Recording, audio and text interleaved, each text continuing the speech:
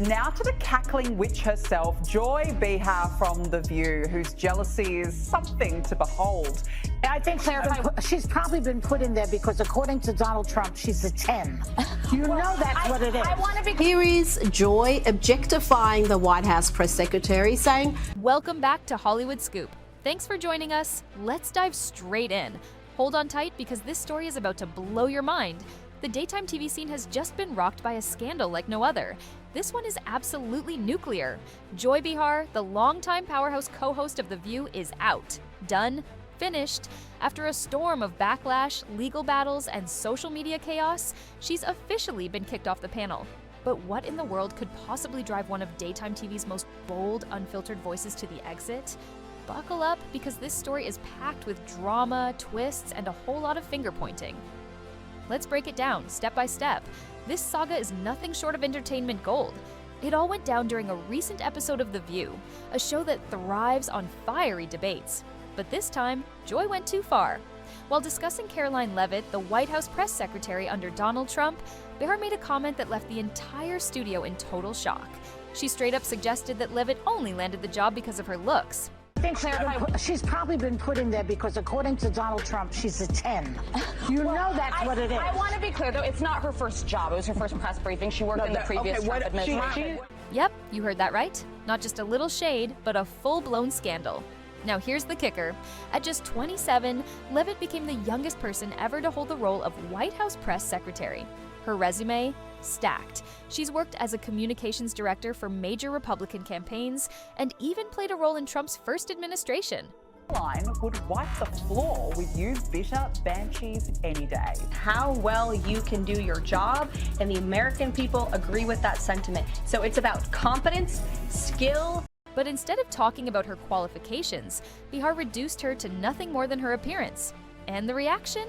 Complete chaos. The backlash was immediate. The studio audience gasped, social media exploded, and even Behar's co-hosts looked like they wanted to disappear into their chairs. Alyssa Farah Griffin, who knows a thing or two about working under Trump, didn't waste any time firing back. We're going to find there are a lot of things Donald Trump does that I agree with, but then there are things I think are dangerous, reckless, and want to call out. So you have to be able to talk to people who, it doesn't have to be all this or all that, but find movement on the things that matter. It's hard to talk to people. She snapped, it wasn't her first job, it was just her first press briefing. And if you thought the tension in the studio was thick, just wait until you hear what went down online. Social media went into full meltdown mode from all sides. But I don't support that person. My point being that I don't disagree with everything Trump is doing, so we have to be able to have conversations, but we do agree on these things, so how can we all get together on those issues? Well, when we find the stuff that we agree on... People weren't just upset. They were calling out the hypocrisy with full force. Behar has spent years championing feminism and women's empowerment, but now she's the one tearing another woman down. One user didn't hold back, posting, if a Republican said anything like that, they'd be crucified. Another fired back with, without that wokeness, you might not have that job. Joy Behar just exposed The View for only supporting women who think exactly like them. And trust me, it didn't stop there. Karoline Leavitt wasn't going to take this lying down. Instead of just issuing a simple clapback, she went straight for the jugular. She hit Behar with a defamation lawsuit. That's right, defamation and character assassination. According to the legal documents, Behar's comments weren't just wrong. They were malicious, designed to publicly discredit Leavitt. And this lawsuit, it didn't just rattle Behar, it sent shockwaves through ABC, the powerhouse network behind The View. Behind the scenes, total mayhem. ABC executives were scrambling, trying to figure out what to do next. Should they apologize publicly, suspend Behar, or go nuclear and sever all ties with her completely? The chaos inside The View was even worse than anyone expected. Some staffers rushed to defend Behar, claiming maybe her comment was a little out of line, but the backlash? Totally overblown. Meanwhile, others quietly admitted, this was a disaster they might not recover from. Behar has had her fair share of controversies, but this time, the stakes were sky high. With a lawsuit on the table and a PR nightmare unfolding, ABC was backed into a tight corner. Then, just when it seemed like things couldn't get any crazier, boom, Reports started flying that ABC execs had been in full-blown crisis mode for days before Behar's official departure. Sources spilled that top executives were scrambling to contain the damage. The biggest fear? That this lawsuit wasn't just a one-off incident, it had the potential to spiral into a massive PR nightmare that could ruin the network's reputation. The View has always been a lightning rod for controversy, but this was next level. The legal mess was forcing executives to walk on eggshells, torn between loyalty to Behar and mounting pressure from the public and the media. And the drama wasn't just at the top, the View's staff was completely divided. On one side, you had Behar's diehard defenders, insisting that maybe her comment went a bit too far, but the backlash, totally overblown. On the other side, staffers were privately admitting that Behar had crossed the line big time. How could she claim to empower women while publicly trashing another woman's accomplishments? The whispers were everywhere. One anonymous staffer reportedly spilled to an outlet, "This isn't the first time Joy has put us in hot water, but this time, there's no way to come back from this." The tension, you could feel it, and it didn't end there. Some even started wondering if other co-hosts would get caught in the fallout too. Meanwhile, legal experts started weighing in, dissecting the lawsuit. Could Behar's words really be considered defamation? Some experts argued Leavitt had a solid case, especially since Behar's comments were so personal and direct. Others claimed that proving malice, one of the key factors in defamation cases involving public figures, would be tough. But one thing was clear. This legal fight, it was about to get ugly. And ABC, they were right in the middle of it all. Meanwhile, Karoline Leavitt wasn't backing down. Not for a second. In an exclusive sit-down with a conservative media outlet, she went on the offensive, calling Behar's comments not only sexist, but also racist and completely unprofessional. And she didn't just defend herself. Oh no, she came prepared. Leavitt laid out her entire resume, rattling off every single credential to prove once and for all that her appointment as press secretary wasn't some fluke or a favor. It was earned, not handed to her based on her looks. This only fired up her supporters even more. People praised Leavitt for standing strong against what they called an unprovoked and baseless attack. Then came the bombshell no one saw coming. ABC officially confirmed that Joy Behar was out. Just days after Leavitt's lawsuit was filed, the network dropped the announcement and rumors started swirling that this wasn't Behar's choice at all. ABC's statement? Vague at best.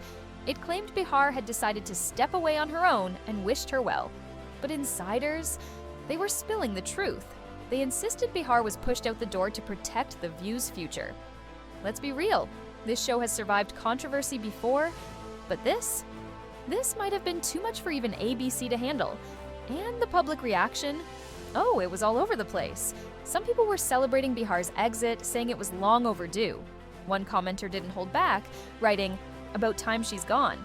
She's just 27 years old. But boy, was she giving it to the Trump haters in her first White House briefing. But not everyone was celebrating. Longtime fans of The View were furious, claiming this was a politically driven takedown. To them, Behar's departure wasn't about accountability. She said something yesterday that really pissed me off. And that was, she said, there will be no wokeness here. Oh, yeah. Let me explain something to you. It was about ABC caving to outside pressure. And then, of course, conservative voices, they were loving every second of this.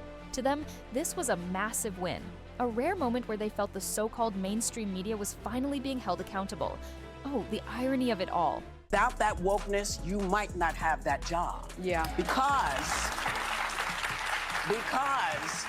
women were not invited to that table. Behar spent years positioning herself as a champion of women's rights and empowerment, always quick to call out anyone who disrespects women.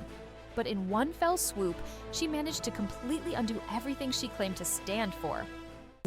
Isn't it rich that The View is saying she got the job based on looks when DEI is all about based on looks? This hypocrisy, it didn't go unnoticed. People were quick to point out that Behar's comments about Karoline Leavitt were exactly the same thing she spent her career railing against. She's called out others for reducing women to their looks, and now she was doing the exact same thing. The backlash? Massive. And rightfully so. So, what does this mean for The View moving forward?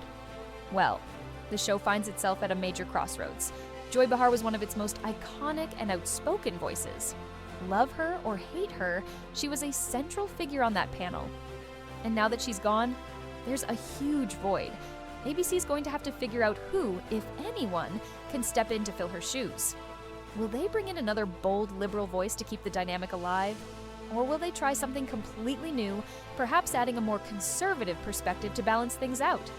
Either way, it's clear that The View is facing a huge challenge ahead. Regaining public trust and credibility is going to take some serious work. As for Joy Behar herself, her future is now uncertain. Will she fight back against the lawsuit and clear her name? Is she planning a big public comeback? Or will she quietly fade into the background, leaving behind a legacy as one of daytime TV's most polarizing figures? And then there's Karoline Leavitt. Her decision to sue Behar has certainly thrust her into the spotlight, and now the question is, will this legal battle work in her favor? Will it give her the platform she's been seeking? Or will it backfire in ways she never saw coming? But here's the bottom line. One thing is for sure, this drama is far from over.